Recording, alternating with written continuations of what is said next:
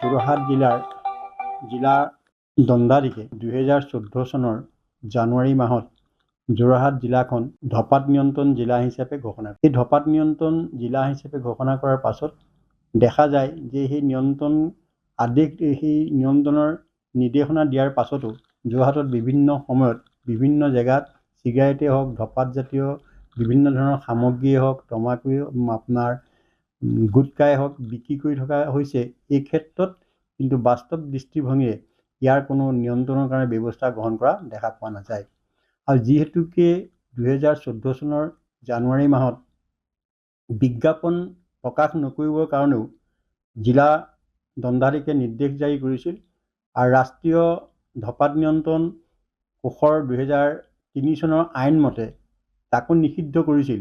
সেই নিষিদ্ধ কৰাৰ পাছতো আমি যি চাওঁ তেতিয়াহ'লে আপোনালোকে দেখিব যে আজি যোৰহাটত কিছুমান কোম্পানীয়ে এডভাৰটাইজমেণ্ট কৰিছে, বিজ্ঞাপন প্ৰকাশ কৰিছে আৰু বিজ্ঞাপন প্ৰকাশ কৰি তেওঁলোকৰ ব্যৱসায়ী যিটো পৰিসৰ, এই ব্যৱসায়ী পৰিসৰ বৃদ্ধি কৰিবৰ কাৰণে প্ৰয়াস কৰিছে। আৰু এই ক্ষেত্ৰত আমি দেখোঁ যে আমাৰ যোৰহাটত ধঁপাত নিয়ন্ত্ৰণৰ যিটো কোষ আছে, সেই কোষটো বাস্তৱতে কোনো ধৰণৰ ব্যৱস্থা গ্ৰহণ কৰা পৰিলক্ষিত হোৱা নাই।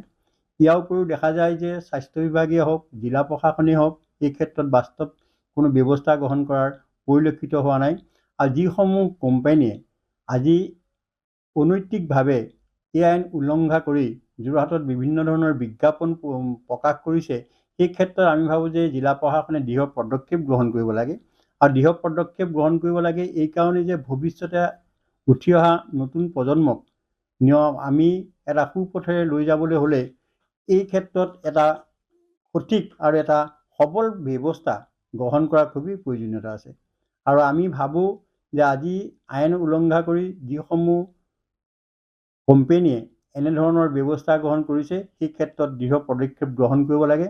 আৰু জিলা প্ৰশাসনৰ ওচৰত আমাৰ এটাই আহ্বান যে আহি থকা দিনবিলাকত যদি ইয়াতকৈ বেছি বিজ্ঞাপনৰ ব্যৱস্থা কৰে, তেতিয়াহ'লে দেখা যাব যে সমাজখনক এক বিশৃংখলীয়া পৰিৱেশ সৃষ্টি হ'ব। ইয়াৰ উপৰিও আমি এইটো কথাও আপোনালোকক ক'ম যে মহানগৰখনত যদি কিবা বিজ্ঞাপন প্ৰকাশ কৰিবলগীয়া হয়, তেতিয়াহ'লে আমি জনাত এই যোৰহাট পৌৰসভাৰ পৰা অনুমতি লোৱাটো অৱশ্যে প্ৰয়োজনীয় আৰু সেইটো আইনগতভাৱে বৈধ। আমি যিসমূহ কোম্পানীয়ে আজি তেনেধৰণৰ বিজ্ঞাপন প্ৰকাশ কৰি তেওঁলোকৰ বজাৰ পৰিসৰ বৃদ্ধি কৰিব বিচাৰিছে, সেইসকল ব্যৱসায়ী বা সেইসকল কোম্পানীয়ে আমি জনাত যোৰহাট পৌৰসভাৰ পৰাও কোনো ধৰণৰ অনুমতি তেওঁলোকে গ্ৰহণ কৰা নাই। আৰু ই এটা নীতিগতভাৱে অবৈধ কাম, অবৈধ ব্যৱসায় তেওঁলোকে পৰিচালিত কৰিছে।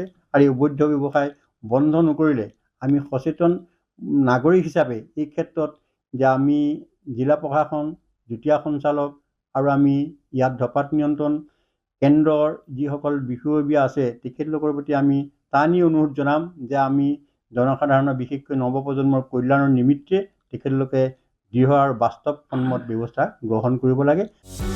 যিকোনো খবৰৰ বাবে যোগাযোগ কৰক আমাৰ এই নম্বৰত 9181 307 221।